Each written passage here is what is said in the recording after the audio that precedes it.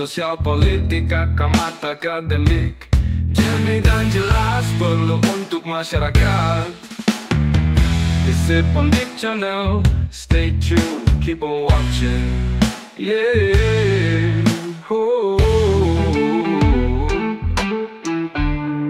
Kata pakar Visip Undip, inspiratif, informatif, inovatif. Oke, jumpa lagi bersama saya, Bangkit Wiryawan. Saya dari Departemen Politik dan Ilmu Pemerintahan, Visip Undip. Dalam program siaran Visip Undip Channel, yaitu Kata Pakar Visip Undip. Program ini adalah sebuah program yang menghadirkan diskusi mendalam bersama para pakar Visip Undip, membahas fenomena terkini dalam perspektif ilmu sosial. So, today we have Professor Mitsuhiko Kataoka. Professor Kataoka is from Rikyo University, from the Graduate School of Business. Sensei, or I usually call him Sensei. Yes. How are you today? Fine, thank you. Okay. This is your first time Yes. in Visip Undip, right? I hope it's not going to be the last time. Right. So, when did you arrive in Semarang?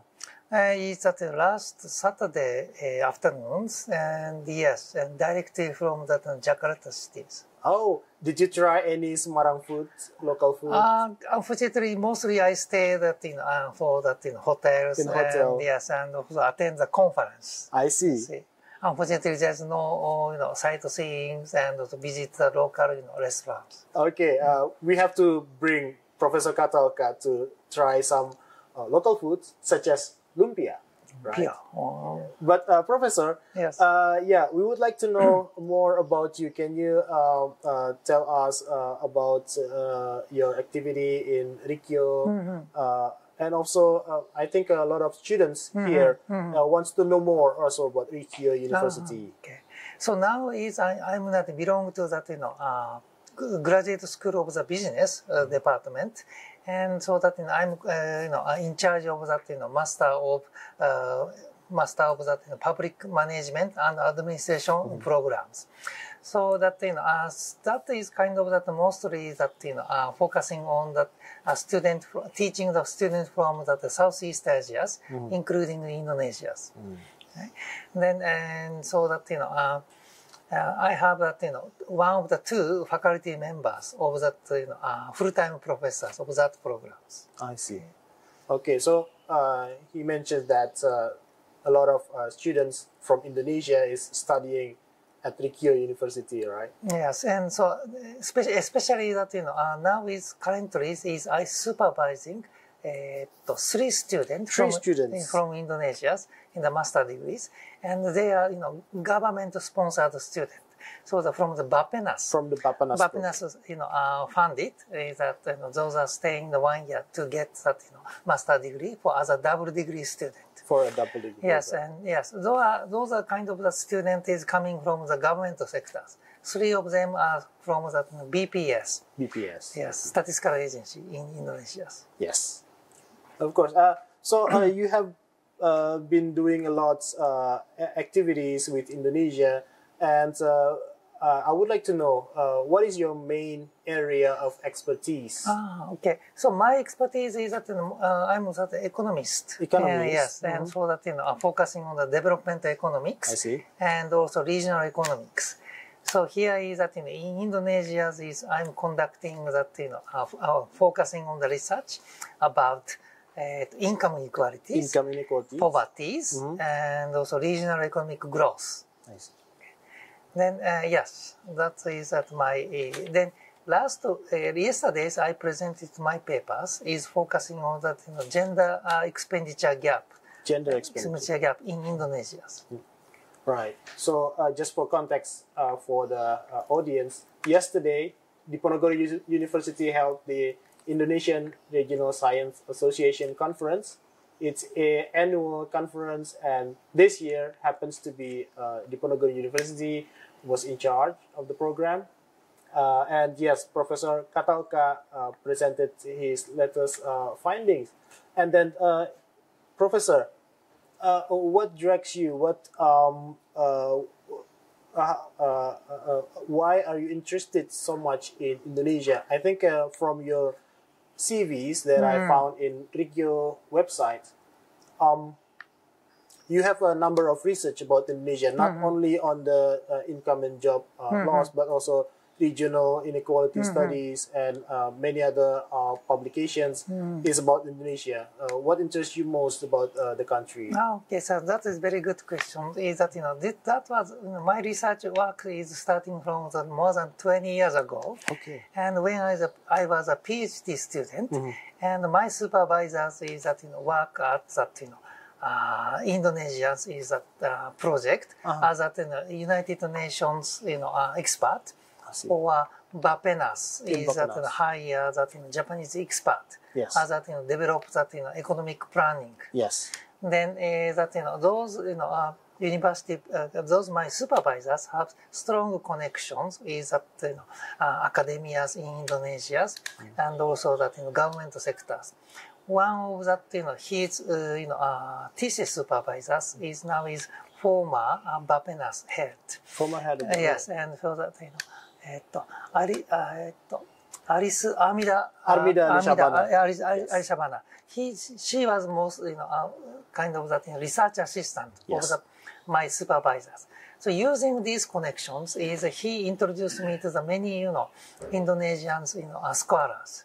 Then discussing about research topics, and sometimes they shared the data. Then that was my research career started with this kind of environment. I see. So it's more than 20 years ago, right? From 2004. Yes. Yes. And yeah, a lot of papers, publication, a lot of students taught by and supervised by Professor Catalca. And also, we would like to know what is your current research project, but also what would you like to explore about Indonesia in the future? Okay, so now is that I supervise 3 students, Indonesian students. So they are originally from that BPS. Yes. And they have that very familiar with the data and very easy to access the data. So that I received that household survey data, household expenditure survey this data. One is the SUSENAS, and also national labor force survey data. That was Sakarnas. Yes. So using this data is that there's many information and also show me that many different research directions, focusing on that of course wage gaps and also poverties and also that economic growth or household expenditure patterns differences before the COVID and after the COVID. And also we can't examine that the effect of some government program such as PHP. Yes, or PKH. Keluarga Sejahtera. Yes. So family support program. Yeah, family support program. And the PIP is that family is that education support programs. Okay, so using these data is we can jointly with my student from Indonesia conduct many research. Wow. Okay, so that's very interesting and also very important for students to learn about your research, and of course not only students but also policymakers, government, central government, local government. Right. So, very interesting topic, and we hope that here at Diponegoro University, we can also contribute same with the same approach, learning from you, or to do joint research together. And lastly, we have a lot of students, postgraduate students who are struggling with developing their research, and of course professor like me, junior professor, that is now maybe writing their research. What can you suggest for us to develop our research further? Okay, so the best strategy for the young researchers is to work jointly with the senior professors or senior researchers. I see. Senior researchers has a lot of know-how. And also that how to cope with that publication process, okay. But senior professors does not have that strong computer skill. Computer techniques, kind of program technique is always from the younger people. Yes. So in that, if you have the very good relationships, senior professors, and showing the expertise and skills, you have the very good, kind of the matching, output. Right? I see. So collaborate involve other collaborators, partners, senior professors, and yourself. We can hope to achieve a very good publication. Yes, and also one more thing. Yes. And if you have the chance to attend academic conference and show that very good research, that of course research proposal is fine. Yeah. Probably some seniors and non-Indonesian scholars is contact to you if your research is very interesting. Yeah. Okay, so we are senior researchers is always looking for that new rising stars. Yes. Okay, so academic conference is the best place to show that your skills and expertise. Yeah. So that demonstrates the importance of researchers, university professors to look into many outlets to publish, to present their research before the final product of publication in international journal. All right. Thank you very much, Professor Kataoka. Arigatou gozaimashita. Oke, teman-teman, kita lanjut diskusi kita di segmen kedua setelah beberapa informasi berikut ini. Jangan kemana-mana, tetap Kata Pakar Fisip.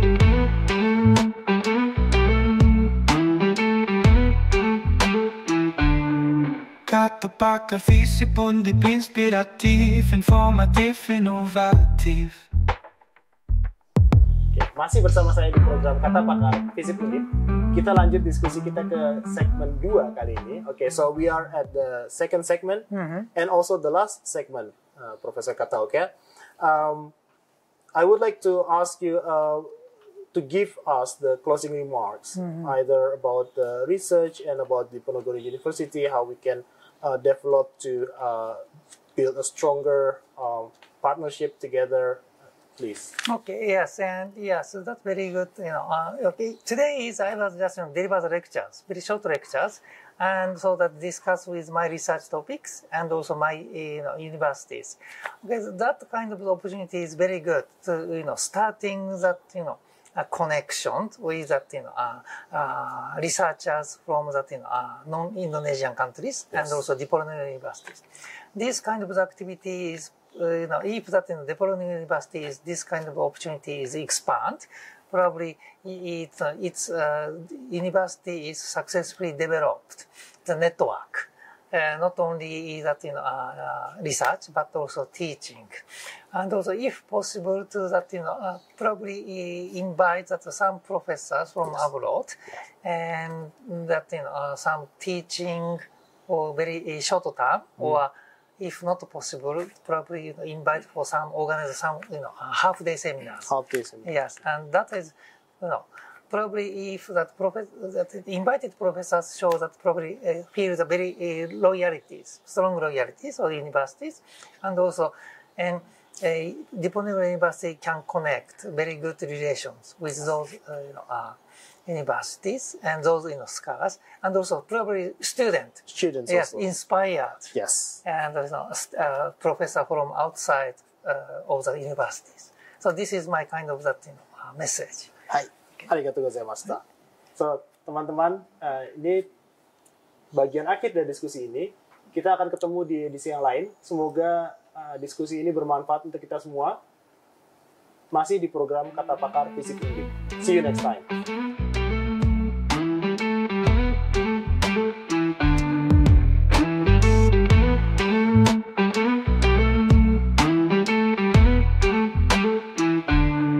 Kata Pakar Fisip Undip, inspiratif, informatif, inovatif.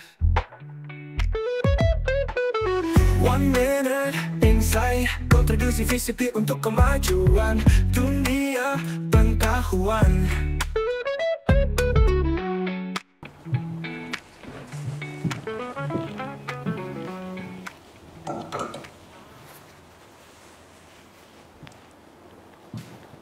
Halo pemirsa, jumpa lagi dengan saya, Apriyatni, dosen Administrasi Bisnis Undip. Kali ini saya akan membahas tentang menjadi sukses dengan bisnis. Banyak anak-anak muda takut untuk memulai bisnis. Terpikir pun tidak, dengan alasan yang beragam. Misalnya, takut tidak balik modal, tidak punya modal, dan tidak berani menghadapi kompetitor. Memang tidak mudah berbisnis, apalagi banyak tekanan-tekanan dari berbagai pihak. Pelanggan misalnya, selalu ingin kualitas yang baik, harga yang terjangkau, atau tekanan-tekanan dari banyak perubahan-perubahan yang mengharuskan kita melawan dengan perjuangan. Dunia bisnis sangat dinamis. Perubahan teknologi, perubahan preferensi konsumen yang begitu cepat, semua itu mengharuskan kita untuk mampu beradaptasi dengan perubahan agar tetap relevan dengan dunia luar. Bagaimana dengan anak-anak muda saat ini? Adakah mimpi Anda menjadi sukses dengan berbisnis? Kita tetap harus punya mimpi. Mimpi memang harus tinggi, harus luas. Tetapi kita bisa memulainya dari yang sederhana, yaitu dari diri kita sendiri. Mungkin Anda berpikir bahwa tidak berani menjalankan bisnis karena merasa tidak ada peluang, tidak ada kesempatan untuk berbisnis. Jika misalkan Anda sekarang diberikan peluang, datang kesempatan kepada Anda, ada yang memberikan modal kepada Anda, ada yang menawari tawaran untuk berbisnis bersama dengan Anda. Lalu, apa yang harus Anda lakukan? Apa yang harus Anda perbuat dengan peluang yang ada? Jangan persoalkan peluang kalau Anda tidak tahu apa yang harus Anda lakukan. Oleh karena itu, penting bagi kalian untuk meningkatkan kompetensi, meningkatkan kapasitas Anda, dan yang terpenting, bangun mindset bisnis Anda. Mulailah dengan mendorong diri Anda untuk terus berkeinginan untuk belajar, tumbuh, dan beradaptasi. Membangun mindset bukan perjalanan yang pendek.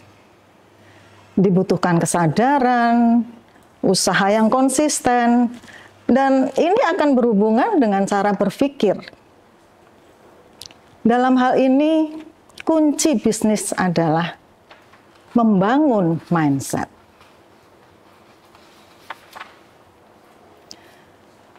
Fokus pada meningkatkan kapasitas itu menjadi awal penting, karena itu menjadi fondasi penting untuk keberhasilan langkah bisnis. Mungkin Anda sering membaca di buku-buku atau mendengar nasihat orang-orang sukses yang mengatakan untuk menjadi sukses harus menjadi orang yang percaya diri, orang yang tangguh, punya motivasi. Itu tidak salah, itu semua betul. Tetapi saya tidak yakin berapa lama Anda harus menjadi seperti itu. Jangan terlalu takut, jangan terlalu merisaukan itu. Saya akan sederhanakan kata-kata itu dengan berpikir dan bekerja. Itu syarat untuk menjadi wirausaha. Berpikir dan bekerja itu akan sangat didukung dengan pengetahuan Anda. Dengan demikian, Anda tidak perlu lagi mempersoalkan peluang kapan akan datang. Tapi Anda sudah harus melihat ya, peluang itu dan mengeksekusi tujuan Anda. Untuk itu, kemauan untuk belajar dan belajar ya, itu menjadi sangat penting. Melihat peluang, tetapi Anda juga harus berpikir apa Anda harus lakukan agar peluang tidak hilang begitu saja. Ingat slogan, mulai dulu aja. Itu betul. Sekali lagi, dengan pengetahuan yang cukup akan membantu Anda mampu berpikir dan bekerja. Prodi Administrasi Bisnis memberikan kesempatan Anda untuk belajar bagaimana sukses menjadi wirausaha. Silakan Anda bergabung dengan kami. Terima kasih. Salam sukses. 1 minute insight, kontribusi visi untuk kemajuan dunia. dunia pengetahuan.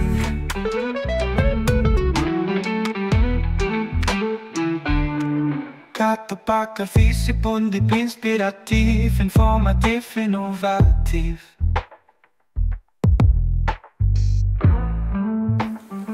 Jumpa lagi bersama saya, Robert Mi. Jumpa kita pinem dalam salah satu program siaran Visip Undip Channel, yaitu Kata Pakar Visip Undip. Sebuah program yang menghadirkan diskusi mendalam bersama para pakar Visip Undip, membahas fenomena-fenomena terkini dalam perspektif ilmu sosial. Untuk edisi kali ini, kita hadirkan tamu istimewa, seorang pakar di bidang bisnis sustainability, yaitu Prof. Bulan Prabawani. Halo Prof, apa kabar? Baik, alhamdulillah, terima Ya, kasih. Prof. Bulan ini selalu menginspirasi dan luar biasa dari auranya juga begitu ya. Nah, edisi kali ini kita akan membahas satu tema yang menarik sekali, yaitu the urgency of sustainability for business growth. Nah, Prof, pertanyaan pertama nih Prof. Apa sih sebenarnya sustainability ataupun keberlanjutan itu sendiri, Prof? Iya. Terima kasih pertanyaannya dan terima kasih sudah diundang di podcast kali ini ya. Sama-sama Prof, sudah bersedia untuk Iya, hadir. jadi sustainability ini setiap orang kayaknya sekarang bicara sustainability ya. Apapun dikaitkan dengan sustainability. Dan itu kemudian menjadi overuse gitu. Overuse masih oke. Tapi kemudian seringkali misuse. Misuse ini yang paling agak kurang strict sih kalau saya ya. Jadi misuse-nya adalah begini. Mereka seringkali menggunakan kata sustainability itu hanya untuk menyampaikan sesuatu yang terus-menerus gitu. Bukan keberlanjutan. Padahal kalau keberlanjutan itu berarti bahwa ketika we do something gitu ya, kita melakukan sesuatu untuk memenuhi kebutuhan kita, maka kemudian diupayakan dalam upaya kita memenuhi kebutuhan tadi, itu tidak mencederai lingkungan alam maupun sosial. Nah, dalam kaitannya dengan bisnis sustainability, jadi bisnis itu kan tentu saja orientasinya adalah profit ya. Betul. Nah, kemudian seringkali ketika mencapai profit tadi, itu berupaya dengan biaya yang paling murah gitu.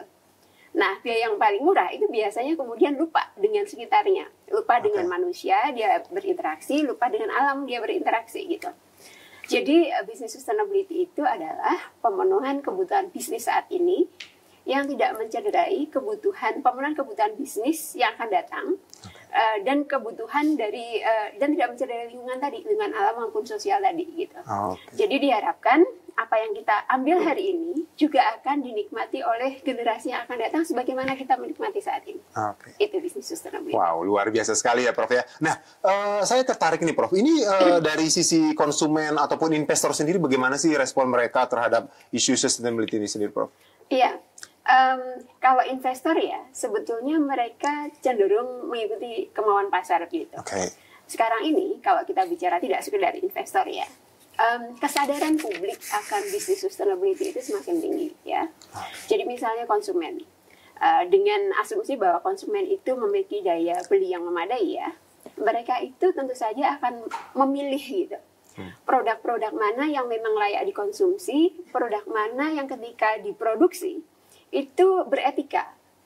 Produk mana yang ketika diproduksi itu memperhatikan tadi karyawannya sejahtera, kemudian limbahnya dikelola dengan baik, sampahnya dikelola dengan baik, kemudian produknya ini aman karena apa? Raw materialnya juga berkualitas gitu. Itu dari sisi konsumen misalnya. Kemudian investor sendiri begitu, sama saja. Jadi kalau misalnya bisnis ini tidak dikelola dengan tata kelola yang baik, tidak bertanggung jawab, investor sebetulnya ada keraguan di dalam hatinya. Investor yang beretika ya, ada keraguan di dalam hatinya, apakah saya berinvestasi pada sesuatu yang baik ya gitu. Coba Bang Robert deh, kalau Bang Robert berinvestasi pada hal-hal yang buruk, bisa tidur nggak? Nggak bisa, Bro. Pastinya. Was-was juga nih. Gimana nanti kalau misalnya stop di tengah jalan dan sebagainya gitu. Iya, makanya. Maka kemudian kita kan dengan asumsi bahwa kita orang baik gitu ya. Maka kemudian kita akan berinvestasi pada hal-hal yang baik gitu. Dengan harapan apa? Ketika kita investasi hari ini, kemudian kita akan tidak akan was-was gitu ya. Akan bisa tidur dengan nyenyak, akan liburan dengan nyenyak, karena yakin bahwa investasi ini baik. Kalau investasi baik, maka kemudian nanti dampaknya akan baik. dampak baik itu apa? Bahwa produknya baik dikonsumsi oleh konsumen, gitu ya. Bahwa karyawan yang bekerja di perusahaan di mana saya investasi itu juga senang bekerja di sana. Dengan asumsi itu, maka kemudian semuanya akan berjalan dengan baik. Sama halnya pemerintah. Pemerintah sendiri, ketika dia melihat, misalnya bisnis-bisnis ini anak-anak pemerintah ya, dia bisa mengidentifikasi, oh ini nakal, ini perlu dijewer nih, yang ini baik nih, gitu. Perlu dapat insentif atau penghargaan, oh ini bla bla bla dan sebagainya. Jadi walhasil berbagai pihak dengan akses informasi yang semakin luas ya, dengan pendidikan yang semakin bagus, dengan tingkat ekonomi yang semakin baik, maka kemudian sebetulnya semuanya arahnya adalah ke bisnis sustainability. Tuntutannya ke sana semakin kuat. Gitu. Ya, Prof, ada lagi nih yang menjadi saya penasaran nih, Prof. Tantangannya sendiri bagaimana sih, Prof? Karena kan ini kan sustainability dianggap kayak, wah ini menyetop bisnis orang dan sebagainya yang sebelumnya sudah nyaman begitu ya, Prof. Nah, ini untuk tantangan sendiri kalau di case Indonesia sebagai negara berkembang bagaimana sih, Prof? Ya, memang bisnis sustainability ini relatif lebih mudah diterapkan di negara-negara maju begitu ya, yang notabene sudah tidak ada hambatan keuangan gitu ya. Konsumennya sejahtera, walhasil memiliki alternatif lebih banyak untuk konsumsi produk, gitu ya. Kemudian pemerintah juga punya duit banyak, sehingga dia tadi bisa ngasih insentif atau reward kepada yang baik, bisa kasih punishment kepada perusahaan yang tidak baik, yang bandel tadi. Yang nakal gitu ya. Tapi Indonesia kan kondisinya sedang apa ya, kita ada tantangan ekonomi lah, gitu ya. Pemerintah hutangnya tinggi dan sebagainya. Walhasil tidak cukup mampu memberikan insentif buat yang baik atau sanksi buat yang kurang baik tadi gitu. Nah, itu tantangan utama pemerintah sih.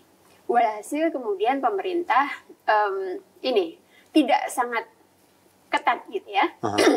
Yang dikedepankan kemudian sekarang adalah persoalan etika ya. Jadi dengan soft approach gitu ya. Ada berbagai award yang disiapkan oleh misalnya KLHK.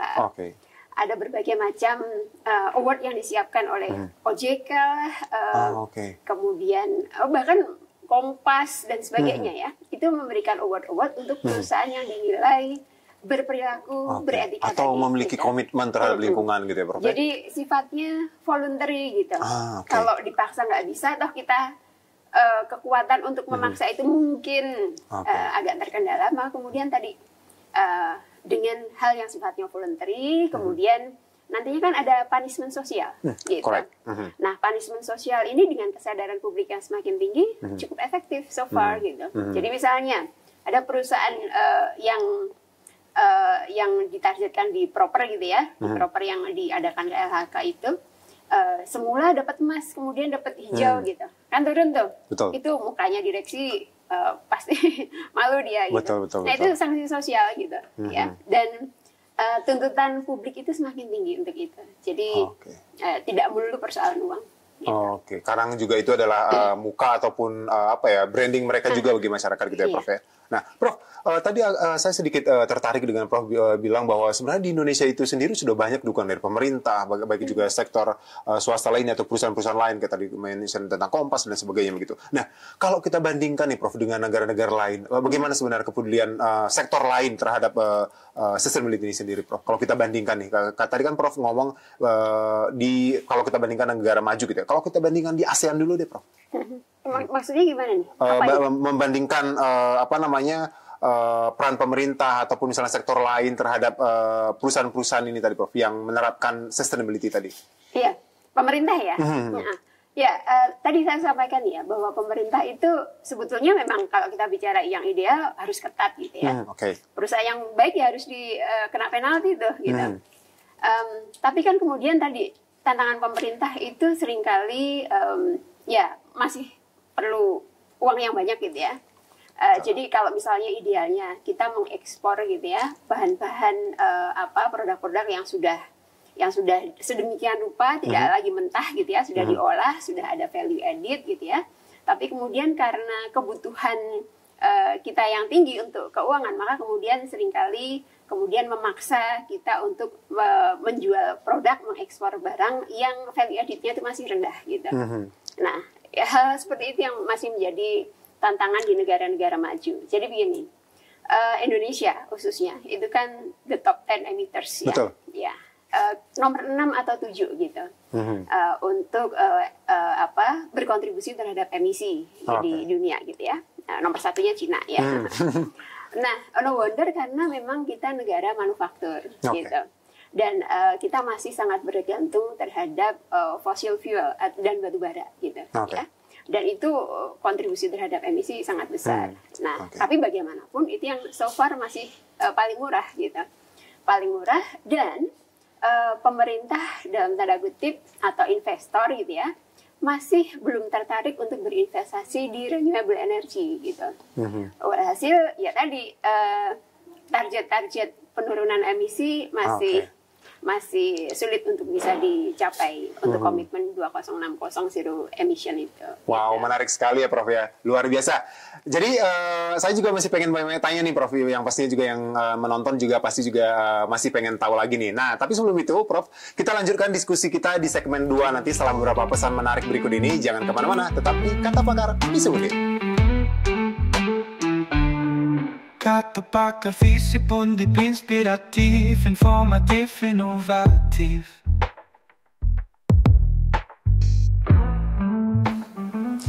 Masih bersama saya di program Kata Pakar Fisip Undip. Kita lanjutkan diskusi kita di segmen kedua kali ini, masih bersama dengan Prof Bulan. Prof, saya masih penasaran. Tadi Prof bilang tentang ada tadi proper yang gold, yang hijau, dan sebagainya gitu ya Prof ya. Itu sebenarnya untuk saat ini Prof masih relevan nggak sih Prof? Atau hanya sekedar branding atau prestis gitu Prof? Atau misalnya memang mereka masih peduli tuh terhadap lingkungan sebenarnya? Mereka itu siapa? Perusahaan. Perusahaan, oke. Perusahaan itu sebetulnya mereka kan juga ini ya, terdiri dari manusia gitu yang menjalankan usahanya. Artinya mereka juga ada rasa bersalah kalau misalnya menjual sesuatu yang kurang baik konsumsi gitu. Atau menjalankan praktik-praktik yang memang mencederai masyarakat sekitar gitu. Tidak memberikan CSR misalnya. Misalnya nih, kita bicara perusahaan minyak gitu ya. Oil and gas gitu. Mereka mengambil sumber daya yang besar gitu ya dari bumi yang notabene masyarakat sekitarnya itu miskin gitu. Nah, padahal itu adalah tanah mereka tadinya misalnya, tanah pertanian mereka dan sebagainya. Kemudian ada kompensasi mereka berpindah dan sebagainya. Ya. Nah, mereka ngambil banyak, tapi kemudian masyarakatnya miskin. Kira-kira hati kita bagaimana tuh? Kalau kita bicara sekali lagi manusia yang baik. Betul. Ya. Artinya kan ada ketidakadilan di sana gitu. Oleh karena itu kemudian ada misalnya ada program CSR. Program CSR ini kan diwajibkan oleh pemerintah ya, penyisihan laba sekian persen dari perusahaan untuk program entah yang sifatnya filantropi, entah yang sifatnya community development, atau yang paling tinggi harapannya adalah share value gitu, di mana masyarakat yang tadinya miskin, memiliki berbagai macam persoalan sosial gitu ya. Kemudian perusahaan ini menjadi citizen.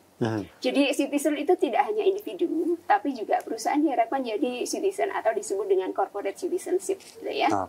Jadi perusahaan itu juga ikut serta menyelesaikan berbagai macam persoalan yang dihadapi oleh masyarakat sekitar gitu.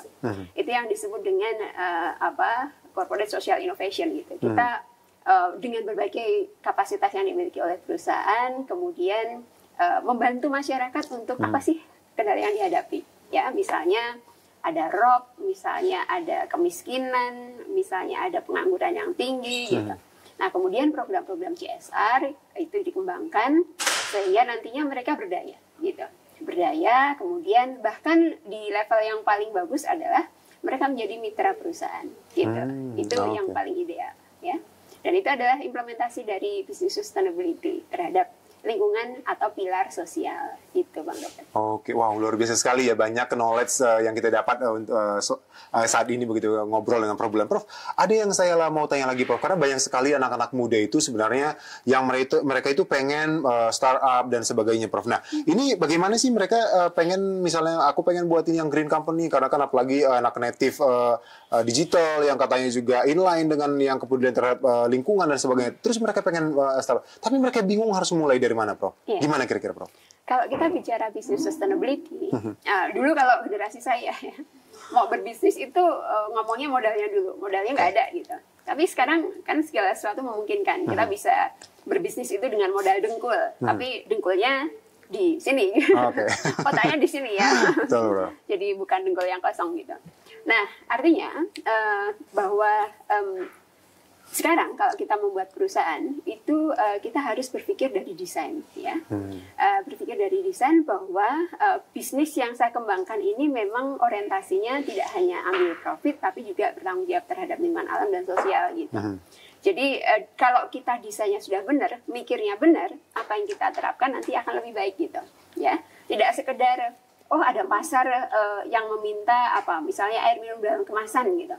Kita bisa nih ambil air sebanyak-banyaknya di sumbernya di Klaten sana, diserap sebanyak-banyaknya gitu ya, pakai plastik, kemasan plastik gitu ya, kemudian nanti dijual, untungnya tinggi, cuma jualan air gitu ya. Kalau orang sekarang bilang air minum dalam kemasan itu bukan jualan air, tapi jualan botol sebenarnya, karena airnya tinggal ngambil gitu. Nah, itu tidak berkelanjutan manakala perusahaan hanya berpikir produksi, jualan, sudah. Tapi kemudian bagaimana botol-botolnya ini? Bagaimana dengan air yang habis diserap tadi untuk jualan tadi gitu, ya? Maka kemudian perusahaan harus berpikir dari desain tadi, dari desain bisnisnya. Oh, saya memiliki perencanaan yang baik dengan apa misalnya? Kemasan botolnya ramah lingkungan, atau kalau kita bicara konsep terkini ya, ada namanya EPR. Extended Producer Responsibility. Jadi tanggung jawab produsen itu tidak berhenti pada jualan produk, tidak berhenti produksi, tanggung jawab dan sebagainya, tapi juga sampai bagaimana sampahnya ini kembali ke perusahaan. Itu EPR tadi. Nah, jadi kalau mau berbisnis gitu ya, pastikan bahwa rencana bisnisnya memang dari awal sudah berorientasi pada sustainability, pada triple bottom line gitu.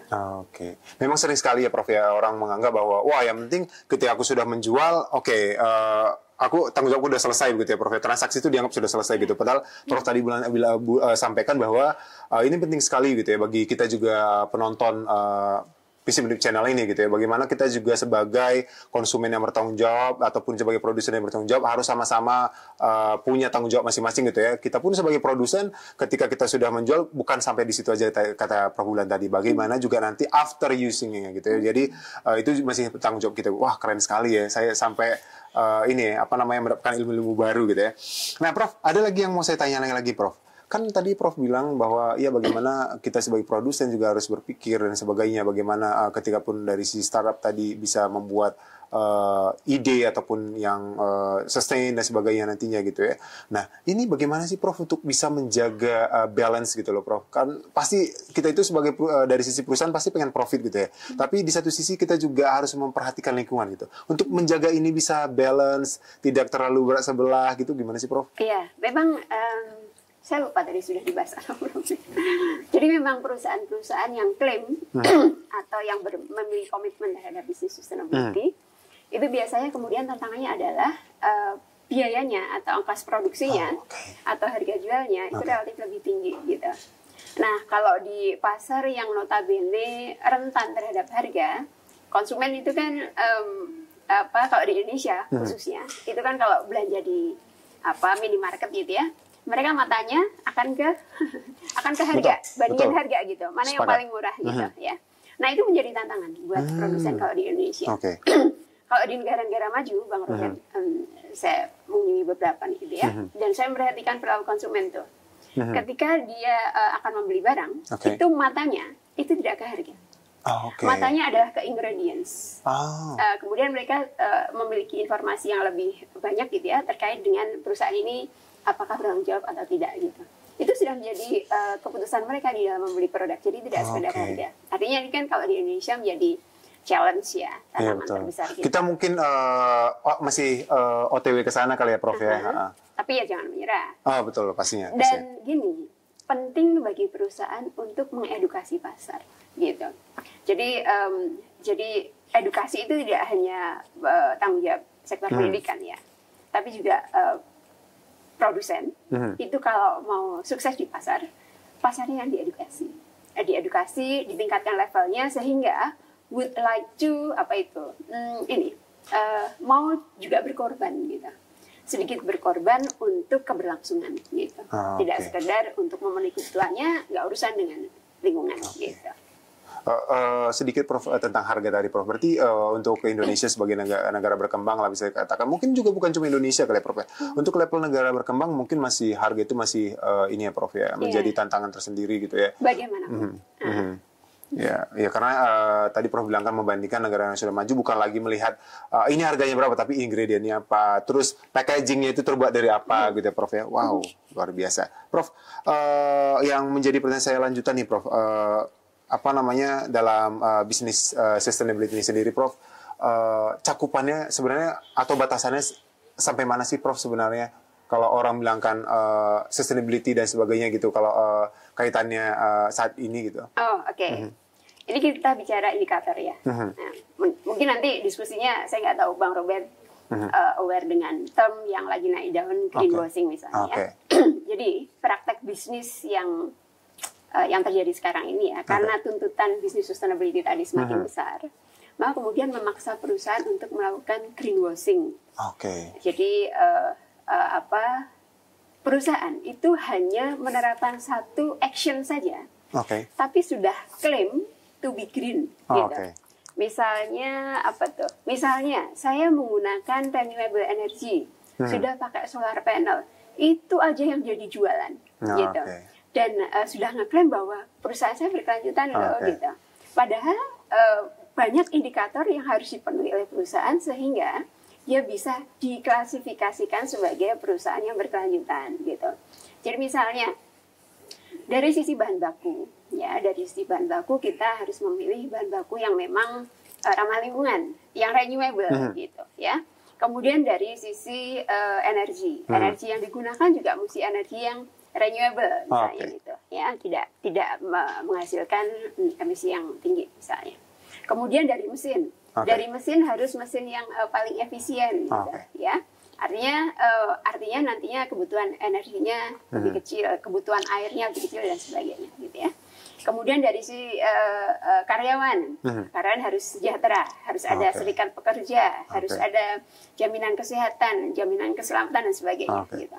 Kemudian dari si banyak ini rantainya ya, bahkan dari rantai ke belakang, backward supply, itu mesti ketika kita memilih.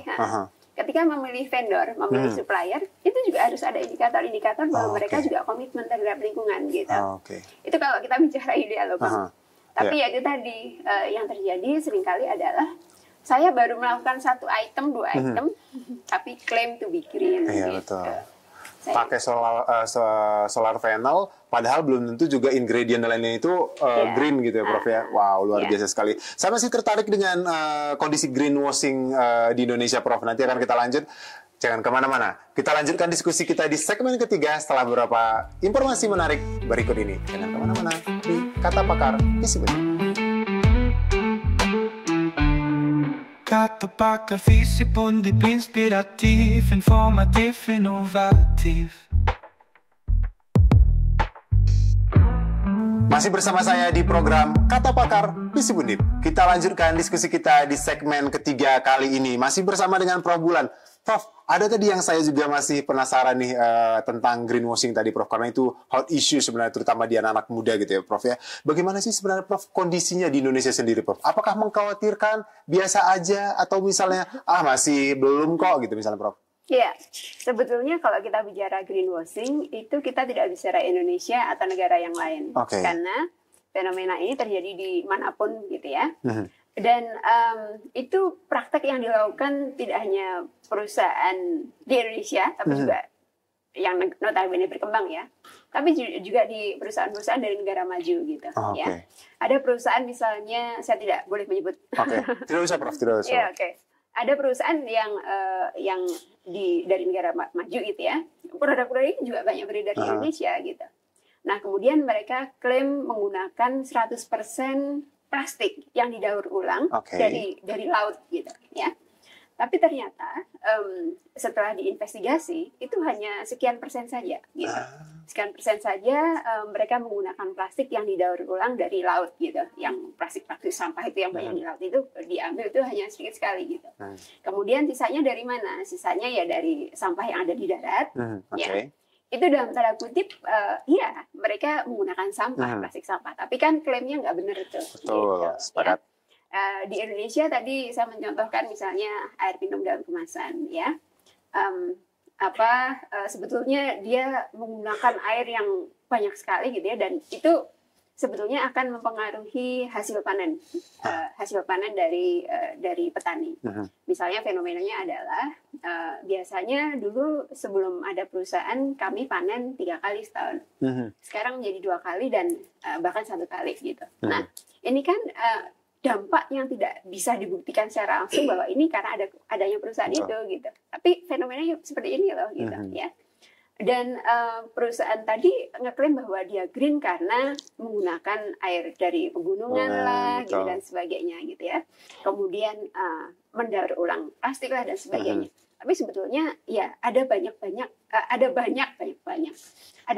praktek di mana dia tetap saja mencederai lingkungan gitu. Oke, sepakat nih Prof. Prof, kalau kayak gitu Prof, kalau misalnya ini Prof tadi aku nggak mau mention nih, tapi tahu ya kalau kalian mau apa googling aja gitu ya guys ya. Nah Prof, aku yang menjadi pertanyaanku itu adalah kalau misalnya perusahaan itu ketahuan dan sebagainya begitu, mereka melakukan greenwashing, biasanya dampaknya apa sih Prof? Ya, jadi memang sayangnya ya, konsumen Indonesia itu ingatannya pendek. Gitu. Oke. Menjadi viral, kemudian kita menghukum rame-rame nge-ban gitu ya. Jangan beli produk ini karena bla bla bla bla. Jangan beli produk ini karena kalau tadi kita bicara lingkungan alam, misalnya yang lingkungan sosial ya, manusia. Ada produk beverage gitu ya, yang ternyata kandungan gulanya sangat tinggi gitu. Gitu. Nah itu sebetulnya bukan bisnis sustainability karena tidak aman dikonsumsi konsumen dalam jangka panjang gitu ya. Nah, kemudian jadi viral tuh. Oh ternyata kandungan gulanya sangat tinggi. Inilah yang menjadi penyebab kenapa semakin banyak anak muda yang gagal ginjal di usia muda. Kalau dulu di generasi saya yang gagal ginjal itu yang sudah tua. Yang udah sepuh gitu ya Prof. Sekarang masih kecil pun gagal ginjal. Kemudian juga diabetes. Diabetes gitu, betul. Ya. Paling banyak tuh sekarang. Nah, kemudian tadi jangan konsumsi ini dan sebagainya karena kandungan gula tinggi. Tapi sekali lagi itu sebentar. Gitu. Sayangnya sebentar, kemudian ya kita lupa lagi sampai nanti ada kasus lagi gitu. Gitu terus sayangnya. Nah makanya kemudian kalau tadi saya sebelumnya menyebutkan ada corporate citizenship ya. Sekarang ada consumer citizenship. Jadi konsumen itu juga idealnya menjadi citizen yang baik. Gitu. Jadi dia juga mengedukasi sesama konsumen gitu ya. Tidak henti-henti gitu ya, menyuarakan bahwa ini nggak baik loh dikonsumsi, sesekali boleh gitu, tapi jangan terus-terusan gitu. Kemudian pengalaman testimoni gitu ya, itu perlu disampaikan yang positif-positif, yang negatif itu seperti apa untuk konsumen lebih hati-hati gitu ya. Dan yang paling signifikan sebetulnya ya peran pemerintah ya, melalui regulasi gitu. Tidak boleh misalnya kandungan gulanya terlalu tinggi, bla bla bla dan sebagainya. Tapi kan banyak sekali nih yang mesti dikelola dan belum ada di dalam regulasi gitu. Jadi kita memang tidak semata-mata bisa bergantung pada pemerintah, tapi kita sendiri bisa membatasi dan itulah perlunya edukasi tadi gitu, banyak-banyak baca. Dan sekarang kan kita khususnya di perkotaan bahkan di desa ya, internet sudah sampai ke sana, TikTok gitu. TikTok, Instagram itu ya ada negatifnya, tapi kalau kita bisa seleksi mana resources yang bagus, maka kemudian itu juga bermanfaat gitu. Dan saya senang ya konsumen sekarang, masyarakat ya, dalam tanda kutip itu bagaimanapun semakin pandai. Gitu. Artinya ekonominya walaupun sulit gitu ya, tapi secara umum kan lebih baik dari tahun ke tahun lebih baik. Kemudian tingkat pendidikannya lebih baik, akses informasinya lebih baik, dan itu bagaimanapun ya saya masih confidence lah bahwa kita ke arah yang lebih baik. Luar biasa sekali, Prof. Tadi Prof itu udah membahas dari sisi perusahaannya dan Prof juga apa yang harusnya dilakukan oleh pemerintah sebagai misalnya pengambil regulasi dan sebagainya juga dan hal-hal lainnya begitu Prof. Nah, yang menjadi pertanyaan saya nih Prof, kita ya sebagai konsumen nih Prof, apa sih yang sebenarnya kita lakukan Prof kalau misalnya ada perusahaan gitu, what should we do gitu sebagai konsumen gitu kalau misalnya ada yang greenwashing company dan sebagainya gitu. Sedikit banyak tadi saya sudah sampaikan bahwa kita juga harus menjadi konsumen yang bertanggung jawab gitu. beruntung kalau Bang Robert saya itu memiliki pemahaman yang baik gitu ya. Pemahaman yang baik bisa memilah mana produk-produk yang baik gitu ya. Dan perlu kita sampaikan kepada pihak yang lebih luas bahwa ini yang kami rekomendasikan gitu misalnya. Apalagi Bang Robert kan influencer ya. Sangat aktif di sosial media gitu. Artinya apa yang Bang Robert sampaikan dengan latar belakang Bang Robert yang lulusan mana dan sebagainya dipercaya oleh publik, dipercaya setidaknya oleh mahasiswa gitu ya. Dan itu kemudian akan membuat penyadaran publik gitu ya. Sebaliknya kita memberi punishment dan semoga tidak jangka pendek gitu ya kepada produk-produk yang kurang baik tadi sehingga mereka terus lebih baik gitu. Ya. Jadi memang peran konsumen di sini sangat penting ya, untuk memberikan penyadaran kepada publik. Ya, di satu sisi juga influencer itu juga sebenarnya apa ya Prof ya, sangat berdampak juga ya Prof, karena bagaimana juga mereka melakukan review produk dan sebagainya. Sepakat dengan Prof Bulan tadi bahwa bagaimana juga orang-orangnya yang punya followers dan sebagainya bisa mempengaruhi dari satu sama lain. Sepakat dengan Prof Bulan tadi juga bahwa sering sekali juga orang-orang di daerah dan sebagainya dengan adanya sosial media sekarang itu mampu mengedukasi kita juga begitu ya, melalui sosial media yang ada begitu. Tapi ya jangan sekedar karena dibayar ya, tidak sekedar endorse beli produk ini, tapi dia sebagai influencer, sebagai pihak yang dibayar untuk endorse produk, itu juga harus selektif gitu. Mengidentifikasi tidak sekedar bahwa saya profesional, saya dibayar untuk mempromosikan produk ini, tapi dia tidak memiliki pengetahuan yang memadai terkait dengan produk itu. Gitu. Itu berbahaya. Ya. Oh, di satu sisi kayak pedang bermata dua ya, Prof. Di satu sisi dia bisa memberikan informasi yang baik dan mengedukasi orang, tapi ketika dia salah menyampaikan bisa menyesatkan sebenarnya. Karena tadi padahal behind-nya kita nggak tahu begitu. Prof, ini yang menjadi pertanyaan saya lagi nih, Prof. Kita back to main topik kita tentang urgensinya tadi, Prof. Apa sih sebenarnya yang paling urgent daripada sustainability itu sendiri, bisnis masa kini gitu, Prof? Iya. Jadi bisnis sustainability ini hal yang sangat urgent ya. Kenapa? Karena kemarin beberapa waktu fenomena yang lalu ya, kan banyak politisi gitu. Banyak riset yang menunjukkan bahwa Gen Z itu tantangannya adalah mental health. Dan ini mental health itu terkait dengan ini juga kondisi lingkungan yang semakin buruk gitu ya. Sampah, polusi, itu bagaimanapun mempengaruhi daya tahan tubuh gitu. Dan nantinya kemudian akan mempengaruhi spending untuk kesehatan itu juga semakin tinggi gitu. Jadi ini kan burden tambahan gitu untuk generasi yang akan datang. Walhasil bisnis sustainability itu menjadi hal sangat urgent untuk diterapkan gitu ya, berbagai pihak gitu, dengan dukungan berbagai dengan pemerintah, dengan ada triple helix and tuple helix, banyak helix gitu ya, saling bekerja sama sehingga business sustainability ini enable dilakukan, diterapkan di berbagai sektor, kemudian khususnya di manufaktur ya, dan menurut saya dengan penerapan business sustainability itu juga akan membuat perekonomian lebih baik kok gitu. Jadi misalnya di Indonesia tadi saya trace back ke depan ya. Jadi selama ini kalau kita misalnya masih berorientasi pada menjual produk-produk yang masih raw gitu ya, raw material, ekspor dan sebagainya, maka kemudian dengan adanya orientasi pada business sustainability, ada value added. Ada semakin banyak industri yang berkembang gitu ya, untuk menambahkan nilai pada produk yang kita create gitu ya. Artinya kan semakin banyak orang yang lapangan kerjaan terbuka gitu ya, penyerapan tenaga kerja, ada pendapatan, kemudian ada daya beli gitu, kemudian efeknya ke yang lain, pendidikan aksesnya lebih tinggi dan seterusnya gitu ya. Dan tentu saja nanti kita ya harapannya hidup di alam yang lebih sehat begitu. Dan target-target net zero emission tercapai gitu ya. Kemudian kita tidak menghadapi tantangan polusi yang semakin tinggi, sampah yang semakin banyak dan sebagainya. Kan konsep yang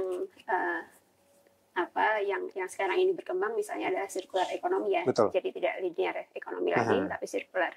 Once kita ambil raw material, selama-lamanya kita gunakan material itu sampai zero gitu ya, sampai tidak ada yang tersisa. Gitu. Oke, wow, luar biasa sekali. Jadi ini juga menjadi menjadi tugas juga bagi perusahaan-perusahaan di Indonesia, bagaimana juga boleh juga membawa isu-isu sustain dan sebagainya, tapi mereka juga harus bertanggung jawab juga. Di satu sisi juga bagaimana mereka juga tetap memperhatikan tadi Prof. Bulan menyampaikan tentang zero waste dan juga tentang emisi dan bagaimana mereka juga menambah value added bagi perusahaan mereka gitu ya. Jadi tetap profit tapi tetap juga lingkungan gitu ya Prof ya. Wow, luar biasa sekali. Baik, demikian akhir diskusi kita pada edisi kali ini. Semoga bermanfaat untuk kita semua. Ketemu lagi di program Kata Pakar FISIP Undip selanjutnya bersama pakar-pakar dengan tema-tema yang menarik lainnya. Sehat dan sukses selalu. Saya Robert Mi, jumpa kita Pinem, pamit undur diri. Kata Pakar FISIP Undip, inspirativ, informativ, inovativ. 1 minute insight, kontribusi FISIP untuk kemajuan dunia pengetahuan. Halo, sahabat FISIP Undip Channel. Kembali lagi dengan saya, Joko Setiabudi. Kita akan membicarakan tentang apakah diperlukan promosi untuk UMKM? Jawabnya pasti. Promosi digunakan untuk menyebarkan informasi tentang produk. Produk kita baik itu barang maupun jasa. Macamnya kita bisa lihat di berbagai macam media ya. Semua bentuk promosi oleh brand-brand besar bisa digunakan. Hanya saja kita perlu menyesuaikan dengan besaran dari promosinya ya. Kita perkecil, kita cari, kita rubah ke versi yang lebih murah sehingga kita bisa kuat untuk membiayai promosi tersebut. Pilihan jenis promosi yang tepat juga perlu kita amati, disesuaikan dengan perilaku target marketnya. Siapa mereka, ngapain, suka menggunakan media apa, nah itu yang harus kita tahu. Bagaimana kita tahu? Kita lihat saja siapa konsumen-konsumen kita itu. Makanya di sini interaksi antara kita dengan konsumen itu penting supaya kita bisa tahu beberapa aspek tentang kehidupan mereka. Terutama adalah mereka menggunakan media apa, nonton TV apa enggak, dengerin radio apa enggak, baca koran, baca buku, baca majalah, atau sosmed di smartphone. Pakai HP, pakai WA, pakai apa? Kita kasih lihat apakah sosmednya apa, platformnya kita harus tahu. Nah, dari situlah kita bisa menentukan enaknya kita pakai apa. Nah, kemudian jangan khawatir, semua yang menjadi alat-alat yang promosi digunakan oleh brand besar pasti bisa kita gunakan dengan penyesuaian budget, skalanya diperkecil sehingga murah. Nah, sekarang yang paling dominan ya saat ini kita menemukan masyarakat kita menggunakan sosial media. Konsumen biasanya, ada juga yang tidak, biasanya pasti menggunakan punya akun sosmed.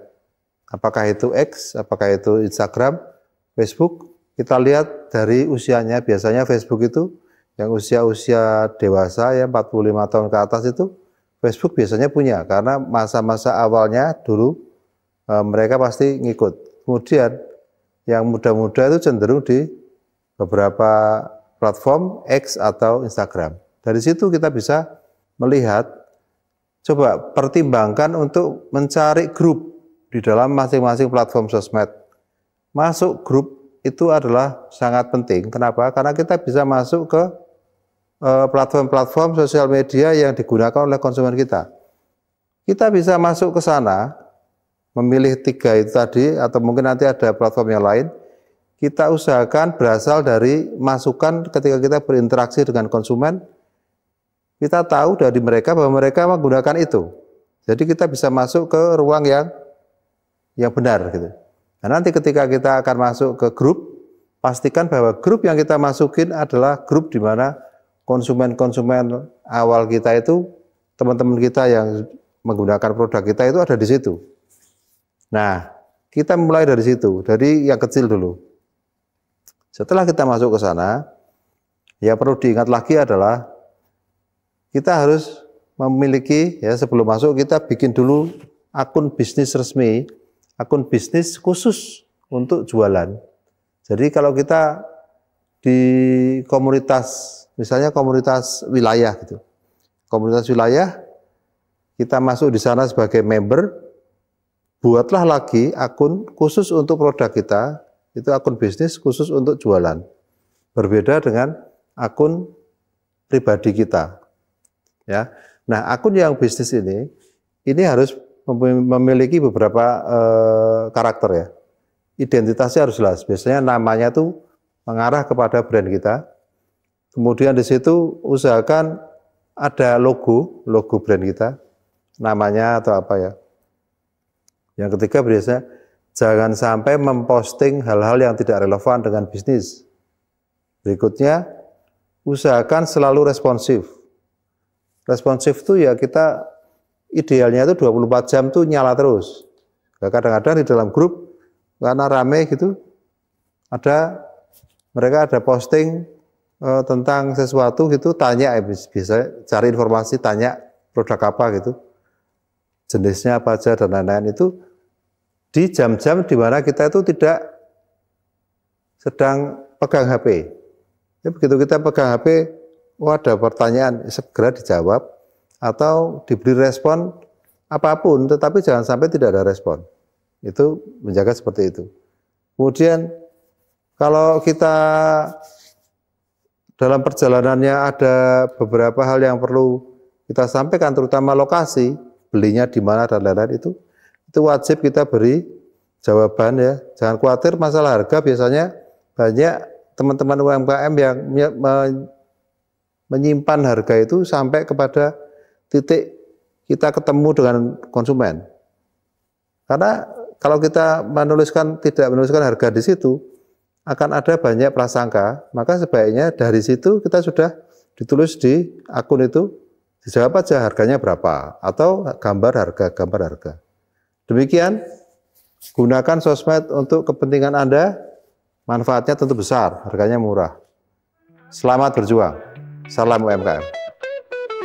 One minute insight, kontribusi VCP untuk kemajuan dunia pengetahuan.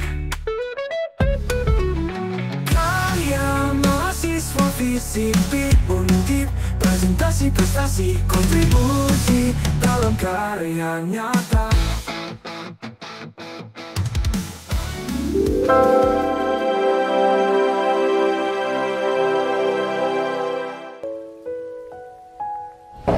Bu, Arman pulang.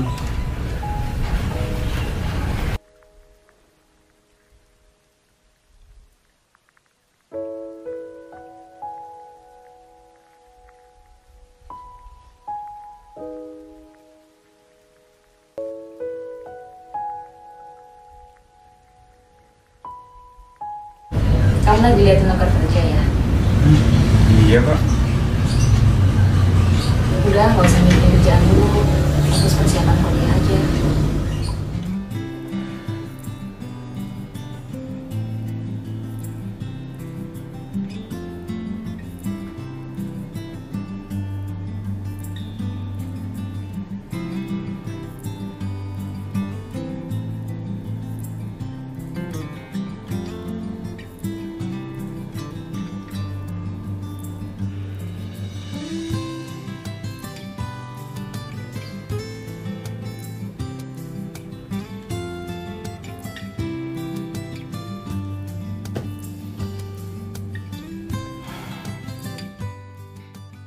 Semangat ya Man.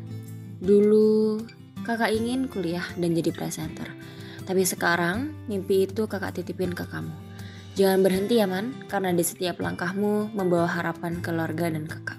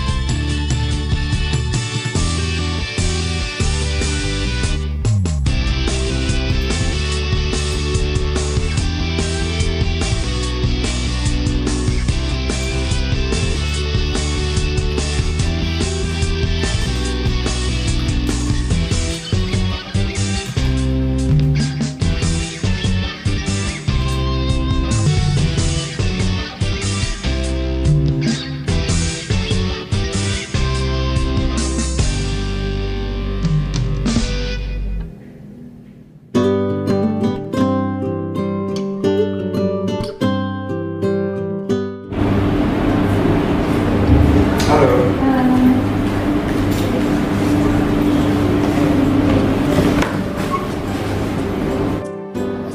Nama kamu siapa? Nama aku Salsa, kamu jualan?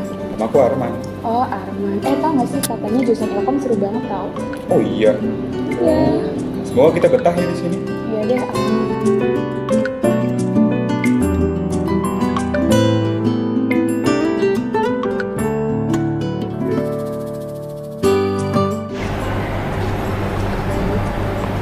Man, ini buku yang kemarin kamu ceritain sih. Oh iya, ini tuh buku yang sering dibacakan aku.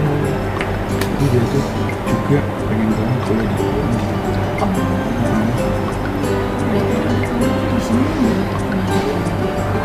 Iya, aku tuh belajar keras banget di sana supaya nanti masa depan. Semangat ya. Iya.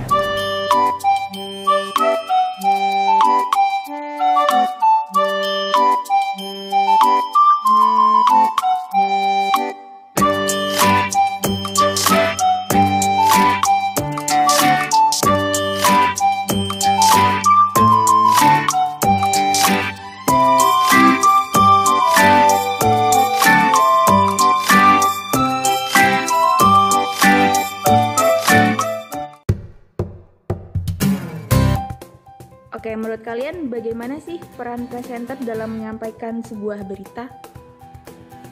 Oke, Arman, silakan. Iya Bu, menurut saya presenter itu tidak hanya berkomunikasi di depan kamera, tapi tentang cara bagaimana menyampaikan pesan yang baik dan juga jujur.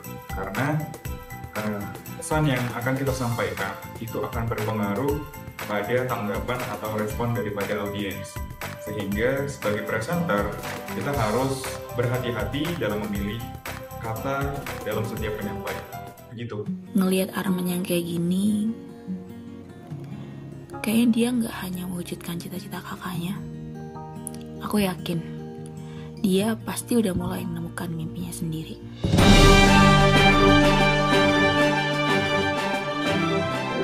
Saya Arman Wijaya Putra dari Komfox TV, pamit undur diri dan sampai jumpa.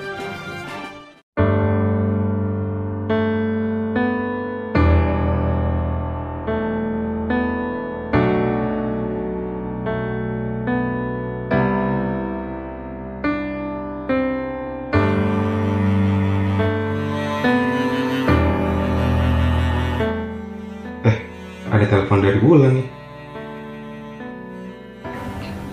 Hai Man, udah selesai siaran kan? Iya, gimana Bulan? Oh, kamu jadi nggak ketemu sama klien yang dari luar negeri itu? Udah dong Man. Oh, sukses ya.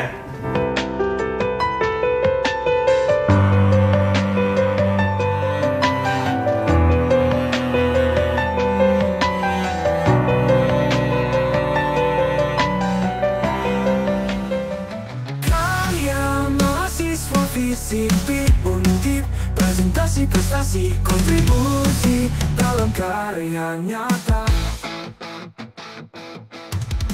Siswa Visip Undip, presentasi prestasi kontribusi dalam karya nyata.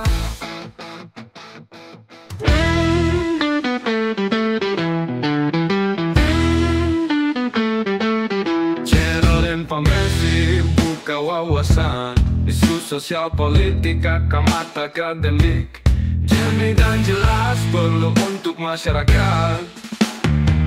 Visip Undip Channel, stay tuned, keep on watching, yeah.